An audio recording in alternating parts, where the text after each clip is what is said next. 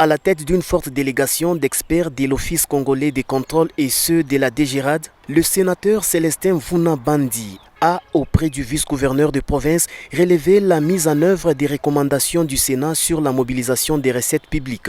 À l'occasion, une copie du rapport adopté le 15 juin 2022 par la plénière du Sénat en la matière a été remise à l'autorité provinciale pour lui permettre de s'enquérir de son exécution sur les régies financières au niveau de la province. Au cours de cet entretien entre les deux personnalités, il a été également question de faire part au numéro 2 de l'exécutif provincial du niveau d'avancement de la mission pour laquelle la délégation séjourne à Lubumbashi dans la province du Haut-Katanga, dont, selon Célestin Vunabandi, les résultats sont satisfaisants. Il faudrait noter que le rapport qui avait été adopté par la plénière du Sénat faisait état de sommes assez importantes à recouvrer par les régies financières, parce qu'il faut noter que le Sénat a eu à évaluer la situation au niveau des régies financières.